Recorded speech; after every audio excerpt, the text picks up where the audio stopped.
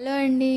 మన coconut plantation ఈరోజు పెట్టుకోబోతున్నాం అనమాట. మనము అయితే ఎప్పటి నుంచో మనము చిటుకు పొట్టుకు ప్లాంటేషన్లు చేసినాము, అవి చేసినాం ఇవి చేసినాం, కానీ బల్క్ ఆఫ్ ప్లాంట్స్ ఎప్పుడు చేయలేదు. ప్లాంటేషన్ ఎప్పుడు చేయలేకుండే. అండ్ ఇది ఒక డ్రీమ్ అనమాట నాది, వన్ ఆఫ్ ద డ్రీమ్స్ అని చెప్పుకోవచ్చు. బౌండరీస్ మొత్తం కోకోనట్ ప్లాంట్స్ ఉండాలి, ఒక డ్రీమ్ హౌస్లో అయితే ఫామ్ హౌస్ ఉండాలి అనేసి ఒక డ్రీమ్ ఉండే. So this is a first step. ఎవరికి ఉండదు చెప్పండి డ్రీమ్. ఒక ఫామ్ ఉంటే కంపల్సరీ ఫామ్ హౌస్ ఉండాలి అనేది ఉంటుంది కదా. మామూలుగా కాకుండా మనకి ఇష్టం వచ్చినట్టు కట్టుకుంటే ఆ ఫీలే వేరు. కాబట్టి ఇది ఫస్ట్ స్టెప్ లాగా అనమాట. మీకు కూడా డ్రీమ్ ఉంటే ఫుల్ఫిల్ చేసుకోనికే స్టెప్ 1 నుంచి ట్రై చేయండి, కంపల్సరీ ఫుల్ అవుతుంది అనమాట, భయపడకుండా.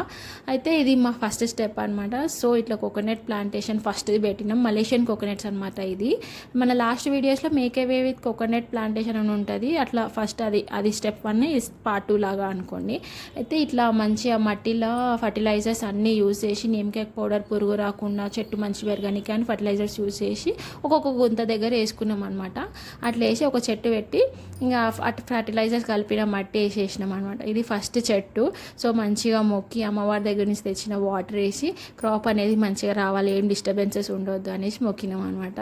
అండ్ నేను కూడా ఒక చెట్టు పెడతా అని నా చేతులతో పెట్టిన. సో బంకమట్ట అంతా అనుకుంటున్నా కానీ అట్లనే పెట్టినా అనమాట.